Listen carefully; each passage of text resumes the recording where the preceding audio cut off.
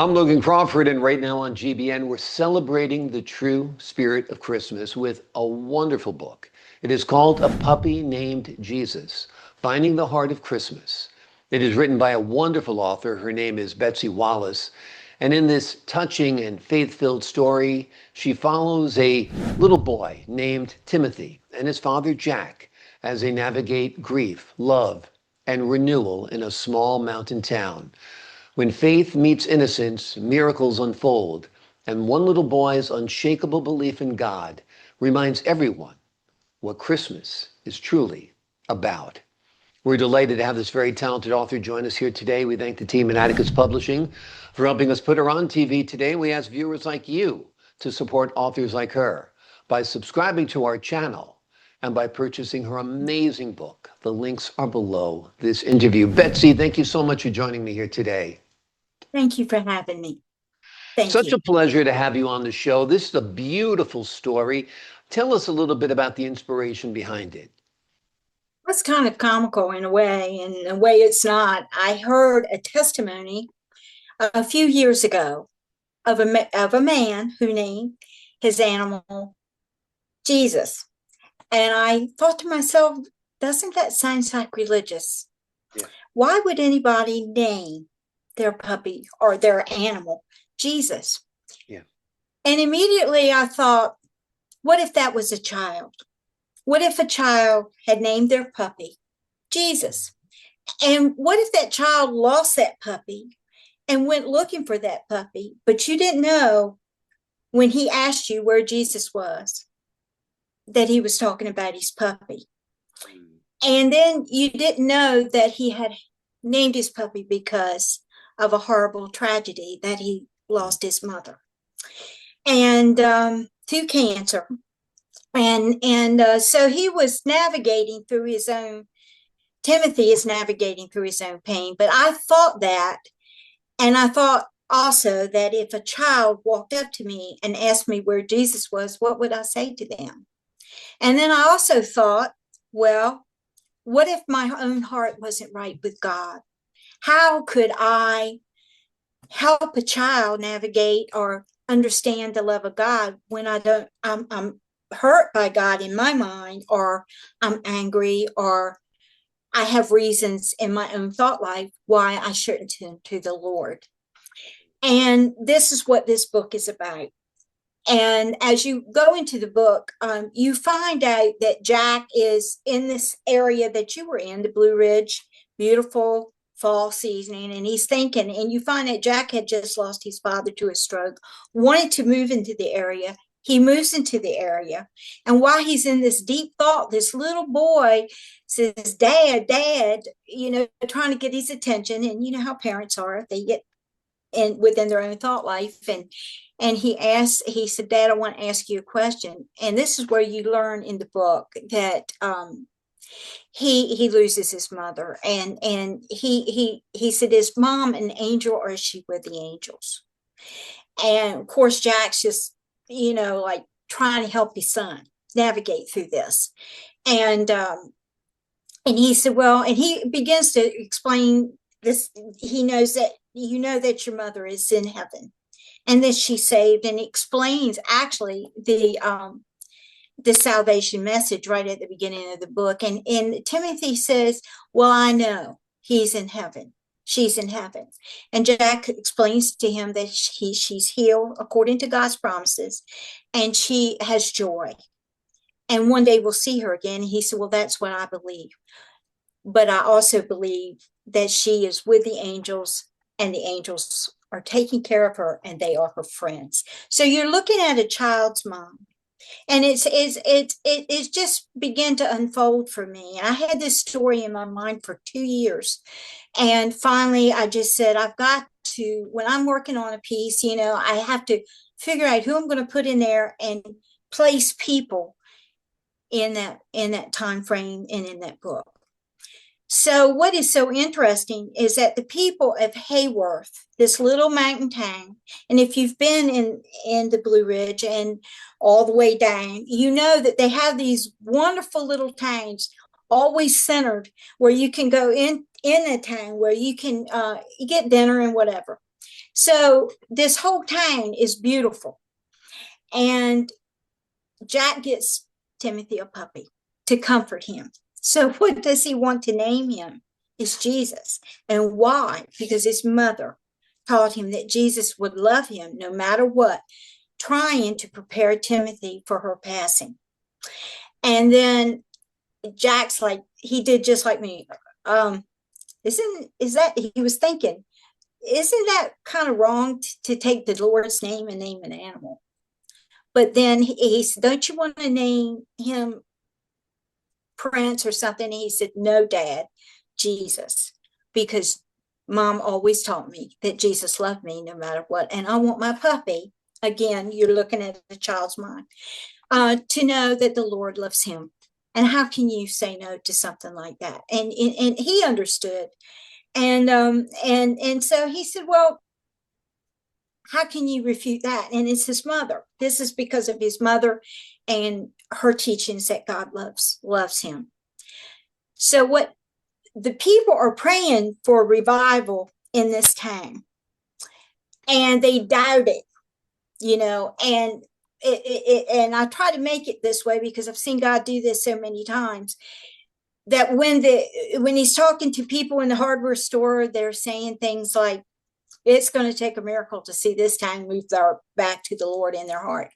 But they don't realize it, that they were talking in front of Jack and Timothy, and God had already answered that prayer. That's what he had already made the provision, but they haven't seen it yet. But the pastors keep praying. So the dog gets loose and he goes downtown, and Timothy goes to look for his puppy, not waiting for his father. And he goes from store to store. I don't know if I'm giving too much, but asking people if they had seen Jesus. And they're like, what? Have you seen Jesus? I'm looking for him. I keep calling him and he does not come. Now, what would you say to that? Well, they don't know as yet that it's a puppy's name for it's his puppy's name. So he's like, okay, I'll find him. So a turning point was when he goes into the barbershop, and there's all the hum of voices and men talking, and he walks up to a man and he asks him if he'd seen Jesus, and everybody just dead stops because they can't understand. They were like, here's this little small boy looking for the Lord. I'm not even trying. And it's Christmas, and it's supposed to be about the Lord's birth. And but the barbershop owner knows who he is, and he knew that Timothy had lost his mother, and he's trying to put two and two together of why this little boy is asking if people had seen Jesus. And so he calls Jack. So now Jack finds out. And there's one woman in this book, and I think she is a pivotal because she's very bitter, and she lost her son. And she's not friendly with anybody. She's extremely wealthy, and she's not very kind. And when she was introduced to Jack and Timothy, she snubbed them. She snubbed a child.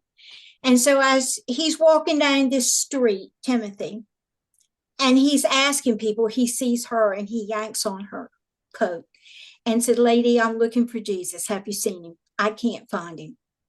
And she's like, what? I'm looking for the Lord. I'm looking for not the Lord, but Jesus. And she thinks he is asking where the Lord is. And this goes back to what I was saying, and I put that in there, that what are you going to say when you're mad at God? And then she realizes, because she has lost her son years and years ago, and you can understand the pain and you can understand the bitterness. But she turns around and she looks at him, and she begins to finally do what everybody should do. She starts to talk to the Lord in her heart. And she realizes that I have been cruel to a child because I'm so bitter. And when she starts saying things, she says, I'm sorry. I'm so, so sorry. She is telling him really that she's sorry. But he thinks that, she's sorry he hadn't found the puppy. And he says, don't worry about it. I'll find him. You don't have to be sorry, just like a child. Yeah. So it goes from there. And it's a pivotal part in the book where she walks down that street and sees so many people that she has been unkind to. They have tried to speak to her. She won't speak to them. And God begins to open up her heart. So this is why this book is so important. It's a softening of the heart. And the word of God tells us to break up the fallow ground of our heart. And the fallow ground is the hard ground that the farmers have to break up in order to plant seed for the crops to grow. And in order for God to plant seeds in our heart for them to grow, we have to break up the hard ground. And that's what Timothy does. He goes into this town and God begins to use the smallest of us to do a great miracle in that town. So that's beautiful story, really well told as well. Such a magical Christmas story. A little boy lost his mother. You can imagine the grief and the pain that both the father and the son are going through. And a puppy is just the right, cure for a broken heart. A dog will love you unconditionally, and it's such a wonderful gift you give yourself when you give yourself a dog. And then the sweet innocence of the boy to name the dog Jesus because that's what his mother wanted or would have wanted. And then to inadvertently ask people, where's Jesus? Or how can I find Jesus? Is such a great tool, device to get people to ponder what their relationship with the Lord is all about. I think you really did a magnificent job with this. And it's really a touching story and feels like an instant Christmas classic in many ways. I hope so. And Yeah. I hope that the other thing that I wanted to say is she winds up meeting. He meets catches his dog at the butcher shop, and you've got this jolly Marine who is an ex-Vietnam vet who treats the animals, and when he runs in and says, Jesus, Jesus, I found him, he's like, you named your puppy Jesus? And he said, well, I think Jesus needs a treat. He's dealing with a child. And then Yeah. as Jack takes him, Mrs. Emerson walks in there, and she is just rocked, so to speak, mentally, that this Yeah. little boy, God has confronted her, and she realizes her behavior. But it is a Marine that walks around his counter and begins to minister to her. And he helps her. And he begins to explain his losses. And when he tells Mrs. Emerson that Timothy has lost his mother to cancer, she realizes, and the reason why he's named his puppy Jesus is because of his mother. So his mother has an underlying theme there: faith and hope, and actually preparation for trial in our lives. God is always there. Yeah. And all we have to do is ask. So there's more to this whole story. Yeah, there's a lot of layers to this story, which is what makes it so wonderful. I think it'll be enjoyed by children and families and anybody who wants a great Christmas tale.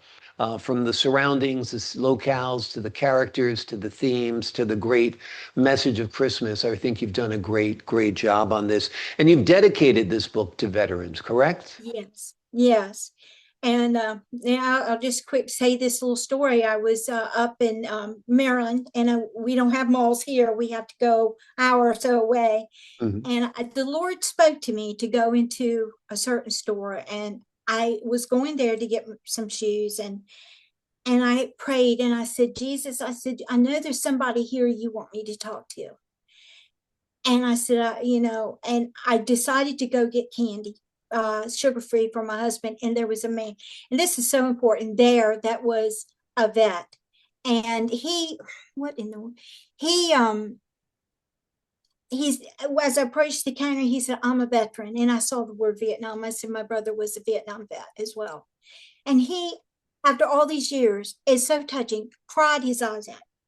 He's 77 years old. And he said, not one person has thanked me for my service in the Vietnam vet. And see, I know that. And when the vets came home, it's hard to say it, that were eggs thrown at them. I saw my brother spat on, and they came from a war.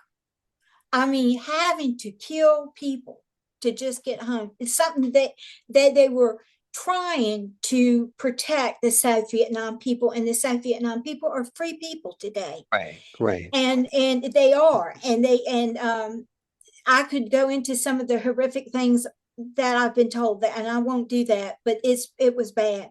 So Yeah. I try to encourage people in this book, and I told a story about my brother. I dedicated the book to my brother and to Mhm. the Vietnam vets, and tell them, I said, thank you for your service, and encourage Wonderful. people to do that. And all Betsy, these, I'm sorry, go no, ahead. no, no, you're doing great. I was going to say we're almost at a time, but I wanted to ask you, have you envisioned this as a film? Have you envisioned A Puppy Yeah, Named Jesus as a movie? yeah. I mean, I don't know why, it's the Lord, and I Yeah, never thought about film. I right. never thought about when I write, but yet I'm creating as if Yeah, I was creating with music and film. And yeah, this story has a couple songs with it, but you know, wherever the Almighty would want it, I would yeah. love to see something like that go into film. Yeah. Again, Well, you've and it's created the story, you put it out there, so hopefully it winds up in the right hands and somebody at Netflix or Hulu or Nickelodeon calls you and wants to turn it into a great Christmas movie, because I think it would be a real heartbreaker of a movie and a real faith affirming film as well. So wonderful work on this. The name of the book is A Puppy Named Jesus, Finding the Heart of Christmas. It is written by Betsy Wallace. It is a touching tale of faith, hope, and the miracle of love. It's the perfect reminder that the true meaning of Christmas lives in every heart that believes. Betsy, thank you so much for joining me here thank today. you, and thank you for your work. I appreciate your Okay, time, your yeah. insight, your great faith, and the wonderful work on this book. To the folks at home, I'm Logan Crawford for the Global Book Network. So long for now.